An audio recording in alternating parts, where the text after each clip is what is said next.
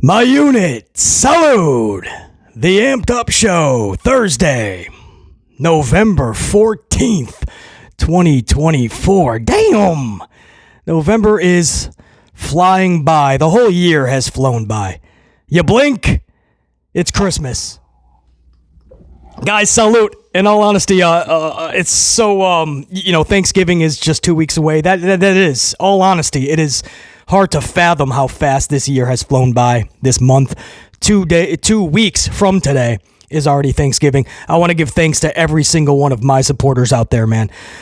Every single channel member, straight down to my subscribers, even if you are not a channel member, but you support this channel through and have for years, especially my vets. Salute, but also newer subscribers, man. Everybody that made this year so damn special. Salute, honestly. All right, there you go. For a moment, I was up in my feels. I got a fresh coffee. We're just starting the Amped Up Show. We're talking about the holidays. It gives BC another chance to say thank you to you guys. So, what we have on tap for this show, today's Amped Up Show is going to be centered around one discussion. Baron Corbin. That's right. I have decided that on today's show, the focal point is going to be Baron Corbin. That's what we're going to talk about. So, I know, BC, I don't know if that sounds like such a fun show, BC, but it is. It's an interesting conversation to have because Baron was released last week, as you guys know, part of a trio. Indy Hartwell, Tegan Knox, Baron Corbin. Not exactly released. Right, WWE's new thing is they let your contract expire and then they don't re-sign you. So by doing that, they save face, right? No longer are these mass releases happening and it makes the company look so awful. Especially when they were doing it at those quarterly conference calls, their earnings conference calls, where they basically brag and boast about how much money the company is making. And then that same day, they're talking about releasing 200 individuals, 60 talent, and 140 employees. So they're talking about all this money they're making while they're firing little Betsy in her damn cubicle, who never bothered anybody. But Vince would walk up and say, "You're fired, little Betsy. Leave the stapler." Right? Talent. They're like, they don't even want to answer the phone when they know it's an earnings conference call day. They see a Stanford number. Deuces. I gotta go play in traffic. So this is much better, right? It's just awful. All the headlines, 160 individuals released from WWE. This way, they fulfill their obligations, right? The contract has ran its course, and they just chose not to re-sign you. But it's still shady, right? If you ask individuals like Dijak and so many others, they tell you they're kind of blindsided. They're under the impression because they're told they're doing great. We're going to re-sign you. Keep doing what you're doing. We'll keep in touch. And then right before their contract expires, they're told, by the way, we're not going to keep you. So it's still shady business, but it does make the company look a lot better. So technically they were not released, Tegan, Indy, and Baron, but they are going to let their contracts run out, not use them obviously anymore. So they're of no great value after their contracts expire. They're not even going to give them more TV time, and then they're going to not re-sign them. So Baron Corbin, out of the three, there's just been so much headlines ran on Baron Corbin, so much conversation, and I think it is worth a conversation here on the Amped Up channel. So that's what we're going to do, and it's going to be an interesting one because it's going to be completely 1,000,000,000% to the most amplified of measurements, the most honest, candid discussion on Baron Corbin you're going to get, because that's all we do here on this channel anyway. Amplified honesty. So that's what we're going to do. We're going to put the big boy pants on and have a big boy conversation. Feelings aside, We're not going to be politically correct. We're going to call it right down the middle, and we're going to talk exactly why Baron Corbin's not in this company anymore. So again, salute to all of my unit out there, especially before we get going. Shout out to Josh C. with that super thanks, super chat, chucking a coffee at the channel in a recent upload. I don't think it was yesterday's, maybe a couple uploads ago. And Josh C., not only do I appreciate that coffee, but I agree with you. I can't believe I'm saying this, but I would love to have CM Punk back on television because he is greatly missed. You don't realize how lackluster or how more lackluster these shows can be when you remove one of the two participants that made up the greatest feud in WWE this year, which was Drew McIntyre and CM Punk. And when you remove both of them, this show, Monday Night Raw, has absolutely been exposed. So, Josh C., if you guys saw that super thanks, super chat in the comments a couple uploads ago from Josh C., you guys know what we're talking about. But I completely agree, and it's just so polarizing not having him and Drew on these shows. In case you guys are wondering, by the way, Raw drew a 1.5 rating this week, 1.5 semod. They scored a 1.4 semod the last 2 weeks. So their average for the last month and a half is still roughly 1.4. So it's still very sad. Next week is a tape show. We expect it to be right back into the 1.4s if they're lucky. And we believe there is a good chance they could even leak, unfortunately, into 1.3 territory.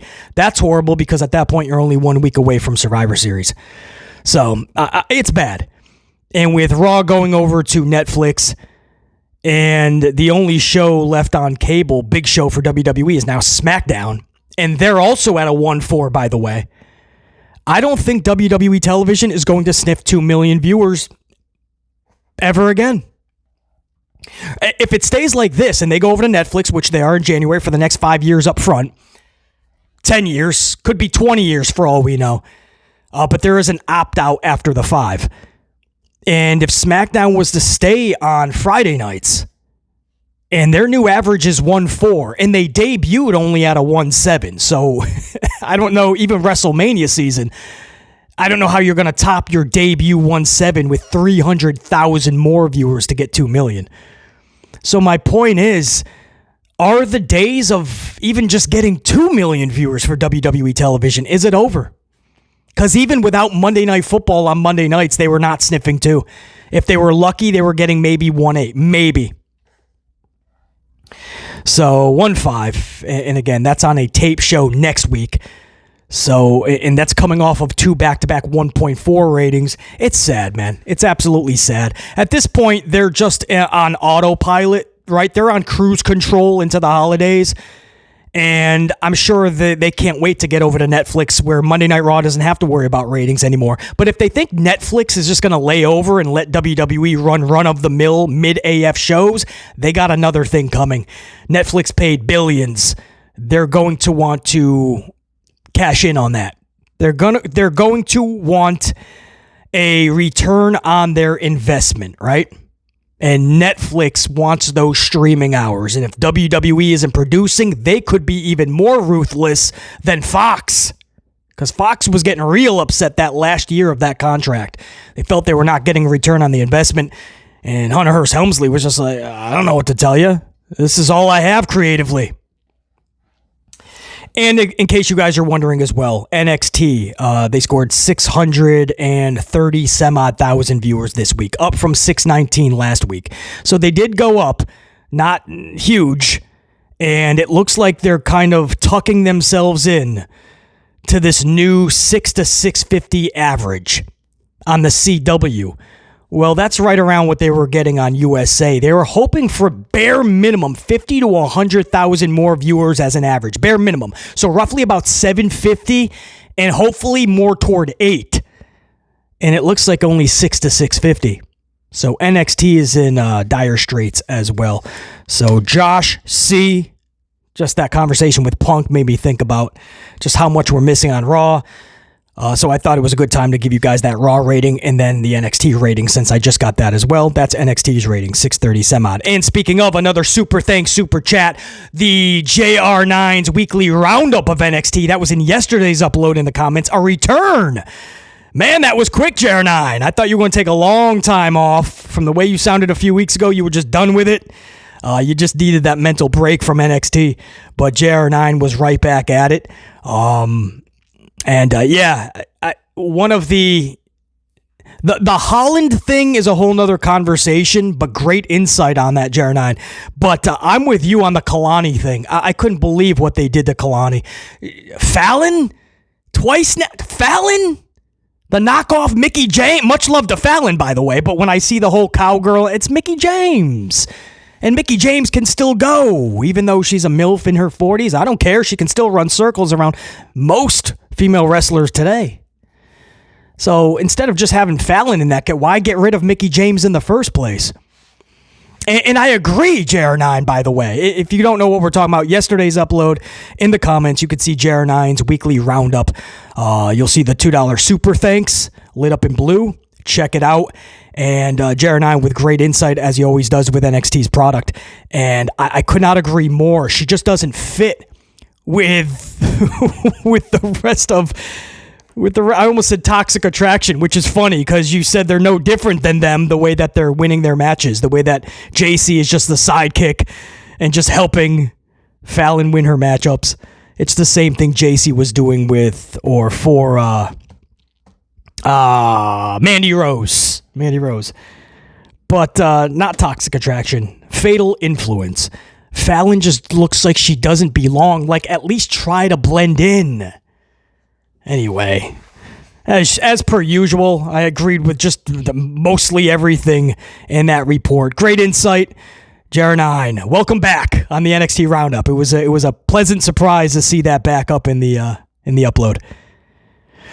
All right, guys. So that's my intro. I know, right? Peace. I got a cup of coffee. My intros, my cold open teasers are usually sometimes longer than the actual conversation. Let's talk some Baron Corbin, because it needs to be discussed. Again, Baron Corbin, I keep wanting to say released, contract expired, released, fired. It doesn't matter. These dudes and gals are blindsided. They think they're going to still have a job. They think they're going to get re-signed. They're told that. There's no indication otherwise. And then last minute, the company is like, JK, you're out. So same thing as being released to BC, man. They're out of work, and they're going to have to now hit the independents or hope that Tony Khan purchases their talents, gives them a contract. And AEW can't take everybody, man. If you put everybody on the ship to try to save everybody, it's going to be counterproductive because the ship is going to have so much weight, it's going to sink and nobody's going to survive. So at some point, you got to ask, can we save everybody? Or are we just going to just lose everybody by trying to save everybody? You know what I mean? At some point, you got to look at the ship, use your common sense and go, all right, guys, I'm so sorry. I got to close it. I mean, I'm so sorry. You know what I mean? You want to give all these people work, Dolph and Cameron Grimes and Dijak. And, most of them are rocking it on the indies anyway, by the way. But, Tony Khan can't sign everybody, even though it seems that he is. And even though he wants to. But Tegan Nox, Indy Hartwell, Baron Corbin, all last week, the announcement that they are not being re-signed. Now, Corbin is the one where everybody is still to this day really like kind of still talking about. They're starting to comprehend, wow, Baron Corbin, he was there for a while, wasn't he? That's wild how they just didn't want to re-sign the dude. Indy Hartwell, you feel bad for her because she hasn't even been in WWE's main roster for a cup of coffee. She hasn't even been given an opportunity. I remember that happened to Chelsea before she came back. You guys remember? Chelsea went up to the main roster and then all of a sudden she was like fired. And then she came back and now it's at least a little bit of a better run. Chelsea's so damn good. I hope they give her a lot more. But Indy Hartwell, you got to feel bad. She has not even been here for a cup of coffee, and she was told deuces, ooses. And Tegan Knox, you saw that coming from a mile away, unfortunately. She just can't keep up with this roster. That's sad to say. I was always high on Tegan Knox, but, she had that big leg injury. What was it? MCL, ACL, whatever it was. Tore that knee up. And then she came back and got the same injury, wasn't it? Was it the other leg or was it the same leg? Sometimes that happens a lot to the other limb because you're overcompensating while the other leg or arm is injured. So you're using the other one in overdrive. So by the time you're rocking both again, the other arm or leg gets injured. I hope that makes sense. It's called overcompensation. So I wouldn't be surprised if it was the other leg for Tegan. I think it was because she was walking around wrestling with like 2 stone cold knee braces. And she's so young. That sucks. Injury. Sometimes you just can't control it. And she was a victim of 2 gnarly injuries very early in her career. And that was all really before her main roster debut. So, and by the time she got up, it was clear. If you watch Tegan Knox, prime Tegan NXT, and it's sad to say because she's so young, talking about prime Tegan, as opposed to post-injury Tegan, but there's a world of difference. There is. If you remember Tegan in NXT and what she was able to do, you watch Tegan try to go recently or in her last several matchups, you see that she lost about 6 to 21 steps. And that's sad to say. It's sad to say Chris Jericho lost a few steps. That's even sad to say. But at least for Jericho, it wasn't through injury. That's just age catching up to him, Father Time. But for Tegan Knox, man, it's sad because so young, so much promise, so much potential. But if we're calling it down the middle on this channel, we have to. Tegan, her biggest detriment was she was just injury prone or just freak accident, whatever you want to chalk it up to. Those injuries knocked Tegan's career down several pegs. And we're not saying that she's totally done, obviously. I mean, when she heard the news, I think one of her first statements was, now I have a chance to show everybody what I'm capable of. I hope she does. Wherever she lands, I hope she crushes it. But physically, I don't believe you're going to see the Tegan of old because I just don't think it's not a capability anymore. I don't even think she's able to do it. I mean, she was wrestling at such a slow pace in her last matchups.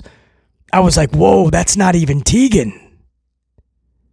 So the company probably looked at that and said, wow, if this happened at her young age, is she going to wrestle another 3 to 5 years? Are we going to expect her to get better as time goes on? Is her legs going to get younger and fresher as time goes on? It's not how it works usually. Giancarlo Stanton for the Yankees, our DH, right? He's one of our highest paid players. He's one of the best players in baseball because he can hit the ball off of that bat from New York, probably to Dodger Stadium. That's how far he can hit a baseball. Slight exaggeration. But running the bases, you swear he's running backwards. That's how slow he is. He can't run. Guys, that's not an exaggeration. We have a New York Yankee, one of our best players, but he can't run the bases. His legs are shot. It's so sad to watch. A lot of times in the 5th or 6th inning, we have to pinch run for him. One of our best batters is being taken out of the lineup in the last innings because we can't trust him to run the bases. It's hard to say that and admit that and talk about it because we love Giancarlo Stanton. Yankee fans do anyway. BC does. But we have to be honest. He can't run anymore. I don't think Tegan can go like she used to, and WWE is going to just demand more out of you as the years go on, not less. Tegan, unfortunately, was a mile away. We saw that coming, but we do wish her the best. So, Indy, you feel bad for her. Tegan, you feel bad for her. And then there's Baron Corbin, and you're like, damn, Baron Corbin. There are fans out there that are going, how? Why? What? Baron Corbin's awesome. Baron Corbin was just starting to hit his stride. Fans were starting to cheer for him. Guys, they looked at the body of work, what they were paying the dude, and they just said, we just don't think it's going to work long term. Right? like the cheers he's getting and whatnot, they felt it was a flash in the pan scenario, right? Just not even like Kofi Mania, where it ran so hot and then fizzled out pretty quickly. They probably thought it was going to fizzle out even quicker. They thought that with LA Knight. There was a reason they didn't want to put a title on him, a briefcase, anything. For over a year, this guy was being cheered louder than everybody, or most anyway, and Hunter just refused to give this dude anything. He thought he was going to fizzle out, but he didn't. So Hunter and WWE made a calculated decision. All right, these cheers are not going to last, especially not in the States, right? Because didn't that start in like France or something, Germany, France, and the States, it's going to be a whole different world, a different realm. So they made a calculated decision and they said, you know what? Probably should have been done years ago. We're going to pull the plug with Baron Corbin. So again, a lot of fans are like, what? How could this have happened? But then there is a lot of fans, like BC, that are not shocked at all. Fans like BC that are going, and this is much respect to Baron, by the way. Honestly, dude. He was one of the rare dudes that would play his character more so than not when he didn't have to, like on social so many of the times, or coming across fans in the wild. He would play that character more than he had to. Not to the level of like MJF, but more than he had to. So I respect that. So much respect to Baron Corbin. But BC was like, how did he last 10 years? Because basically more than, right? Corbin's main roster, or his NXT debut, was 2012, non-televised. His televised NXT debut was 2013, and his main roster debut 2016. So go back to 2012, 2013. More than 10 years, a decade plus, Baron Corbin has been with the WWE. And guys, the honest truth, not a hot take, just a factual statement, Baron never got over, like truly over. You guys know that. You don't need BC to tell you that, man. Baron never got over in over a decade. Sadly, there was many times I was pulling for him. Broke Baron? I loved Broke Baron. But he just didn't connect. Whether it was the charisma was just lacking, the personality was not where it should be. Fans were not connecting with this dude. 2012, he debuted in NXT. Televised first one was 2013 with NXT. And again, 2016, his main roster debut. And by the way, his debut main roster was WrestleMania 32. He actually won the Andre the Giant Memorial Battle Royal. That is a huge debut. If that's not going to skyrocket you a little bit, there's an issue. He went on to win Money in the Bank, the briefcase, back in 2017, by the way. That didn't do much for him. He won the King of the Ring in 2019. That was forgotten about pretty quickly. He was a former U.S. champion. Memorable title reign? I think not. NXT Tag Champ and Dusty Tag Classic winner with Braun Breaker. And he never truly got over with all of those accolades. In over 10 years. Or you could just stick it with the main roster, the 8 years he's been on the main roster. Not sniffing IC titles or world titles. There's a reason for that. You have to connect. You have to connect at least to the next level. Baron would come out most Monday nights or Friday nights, and you know damn well, because we were saying it live, man. I was doing reviews on these shows. So we can't lie about it now, guys, just because we feel bad for Baron. You know damn well we were talking about how boring Baron's matches were. How boring and stupid Baron's booking was. No fault for Baron, by the way. That was Vincent Kennedy and turned into Hunter. Everything Baron was doing was forgettable, nonsensical, and straight boring. It was trash. So no matter what accolade you give him, the Andre the Giant Memorial Battle Royal, the King of the Ring, the Money in the Bank briefcase, a U.S. title, an NXT championship, tag team, Dusty Classic, didn't do anything. He never truly got over. The guy's had 86 gimmicks and never truly got over. There's no pleasure in saying this. It's an honest discussion. If people are mind-boggled as to how Baron Corbin was not re-signed by the company, you just look at the facts. They're unfortunate, but they're still factual. Dude had like 86 gimmicks, slight exaggeration. Lone Wolf, Baron Corbin. Lone Wolf, you had Broke Baron, you had Happy Baron, you had Constable Baron. Who else? Broke, Happy, Constable, King Corbin, Wrestling Legend or Wrestling God, I think it was, with JBL. And who knows how many more I'm missing, guys. Who knows how many more of these gimmicks I'm missing. But when you take somebody who's been on the main roster for 8 years and you're telling me that they've had all these gimmicks, I mean, like, you think back, like Tito Santana became El Matador. Okay. Right? Demolition Smash was the Repo Man. Okay. Isaac Yankem DDS became Kane. And I think he was a fake Diesel as well. So there's 3. Okay. Who else? You get these. Husky Harris became Bray Wyatt. And I guess you can add his favorite, right? Bray, you can add a couple, 2, 3, 10 character gimmicks. But really, it's just Bray Wyatt from Husky. And then the alter egos. But every time they tried to change, right? The Lone Wolf, this outlaw, outcast, misfit, but badass dude. Then he's broke. He's got the mustard stain. That was my favorite version of Baron. And then he turned happy because he won the lottery or jackpot at the casino, something like that. So now he's a happy Corbin. Shirt's tucked in, mustard's gone. He's smiling, patting babies on the head. Then he's a Constable Corbin. I forgot what that even was. I don't know. He's got to go to the bathroom 24/7. No, that's Constipated Corbin. What the hell's Constable? I don't even know what that one was. King Corbin, because he won King of the Ring. They're like, if we put a crown on you, that might get you over. No, it put him more under. Wrestling God with the JBL. And that's one of the saddest points where I think that's the moment WWE realized we're in trouble with Baron Corbin, honestly. Because if JBL cannot help get you over, there's a problem. Because JBL can get a tuna fish over. A freaking piano would get over if JBL is cutting a promo for it.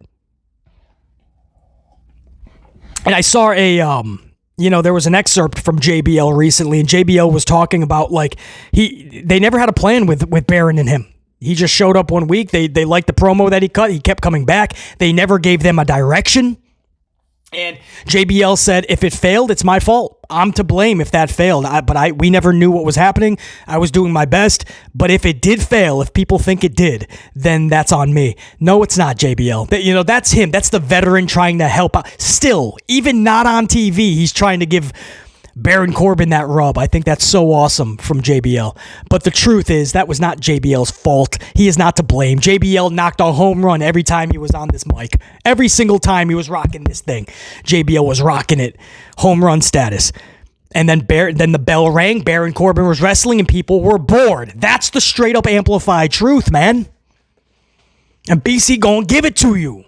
X gonna give it to you. He gonna give it to you. Salute, DM. That's the truth, man. It's not a hot take. BC is going to spit fact after fact, man. When the bell rang and JBL had to get off the mic, Baron had to wrestle. He's not even a bad wrestler, dude. He's not. Just boring. Nobody cares. You could pick any one of these gimmicks. Nobody cared about it. You could keep changing your gimmick. Call yourself something different every week, every show. Nobody's going to care. That's the problem. So if JBL is like trying to take blame and can't get you over, that's one of the biggest issues, right? I remember Kurt Angle. Kurt Angle put him over. I think that was WrestleMania, guys. And Kurt Angle recently, when he got released or contract expired, whatever you want to call it, Kurt Angle was like, I feel like that was a waste then. I feel like I wasted that loss because they never did anything with it. He never became something after that. So Kurt Angle is kind of having kind of buyer's remorse, right? I wouldn't have bought into that, what they were selling me, had I known they weren't going to do anything. But they should know. Kurt Angle should know that's what this company does. Look what John Cena did for Solo Sikoa, Crown Jewel, a year ago. And then Hunter put him on a 41 match losing streak after Cena went back to Hollywood, did the ultimate deed for Solo. So you came back, you did the deed for Baron, and then you took off. Nah, they're just going to screw with him afterwards. But JBL couldn't help to get this guy over. Kurt Angle could not help get this guy over. 86 gimmick character changes couldn't get this guy over. Accolades, King of the Rings and briefcases and Battle Royal victories, nothing. Titles, nothing could get this guy truly over, sadly. And you can blame a lot of booking for that, no question, man. Most of every roster the last 15 years, you can absolutely put Vince McMahon and Hunter Hearst Helmsley at the top of the list as to reasons why these wrestlers are not making it. Because most everybody on the main roster has some type of talent, right?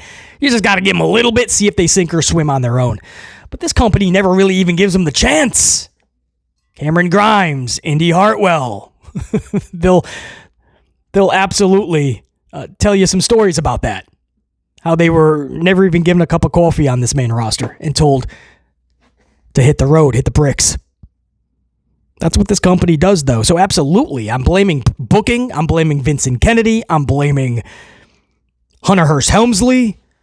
But once we stop playing the blame game, at the end of the day, it still lies on Baron Corbin. After 8 years on the main roster, you at some point throughout that 8 years, several times throughout those 8 years, you have to tell yourself, look in the mirror and say, I have to make my own way. I have to do something different when I go out there tonight. I have to make my own breaks. And it never happened. Maybe he did several times and it just didn't work. Now at the tail end recently, right, he started to get some cheers overseas or in other countries. He got some decent booking, I guess, in NXT. I thought it was really bad booking, but Braun Breaker had no business with the dude. He should have already been on the main roster a year ago, and it's clear they still don't have a path or a direction for Braun Breaker. Guy wins an IC title, then he loses the IC title. Then he gets the IC title back. Now you'll catch him on speed trying to get this gimmick championship. He's hardly even on Monday Night Raws anymore. They don't know if he's a face, if he's a heel. They still don't know what they're doing with Braun Breaker, man. They didn't know what they were doing with Baron Corbin either, so they sent him back to NXT. They put him with Braun. They have him win tag titles. Nobody's talking about it. Nobody cared. They have him win the Dusty Tag Classic. Nobody's talking about it. Nobody cared. BC's dropping straight facts, man. We rocking today, as we always do. We rocking. But I told you, this was the honest conversation that needs to be had with Baron Corbin, because as much as there's that respect and the support for Baron, and we want this dude to go on and do big things, man. We hope that he just conquers the industry, finds the magic somehow. Maybe there's this personality and charisma that's untapped that we didn't know was in there. We always hope the best, just like Indy, just like Tegan. But factually, if you told me Baron Corbin was released years ago, I wouldn't have batted an eyelash. I wouldn't have doubted it. I wouldn't have been shocked. I would have said, yeah, makes sense. With all the people getting released, Baron Corbin? Yeah. Again, no question there's potential in there. But there wasn't a connection. And for years, there wasn't a connection. And through all the gimmick changes, there wasn't a connection. So there's all these conversations out there in the wrestling world now that WWE, Hunter Hearst Helmsley dropped the ball. And I'm not defending Hunter Hearst Helmsley, by the way. But I'm certainly not throwing Hunter Hearst Helmsley under the bus, because at some point, you have to look at Baron Corbin and say, dude, 10 years you've been with this company. You couldn't get to that next level on your own. JBL, Kurt Angle, all these accolades. Nothing. You know what I mean? At some point, you just got to say it didn't work, I guess is the best way to put it. At some point, you just got to say it didn't work. Baron didn't work. Will he work somewhere else? Will you care? Aside from the 2 months that you might cheer loudly for him because it's the cool thing to do. Oh, Baron, man, he's the flavor of the month. But once that's over, is Baron going to hold your interest, captivate your excitement for the long run? Because that's what promoters like Tony Khan would have to ask himself before he signs a big check Because for 10 years in WWE, we cannot lie to ourselves just because we feel bad Baron doesn't have a WWE job. We can't lie. Baron Corbin was boring Corbin for 10 years. I say that with the utmost respect, but the utmost honesty. He was boring Corbin. Let's not act like it was anything different for 10 years. That's the amplified truth on the Amped Up Show with BC. Thursday, November 14, 2024. That's what I got for you guys.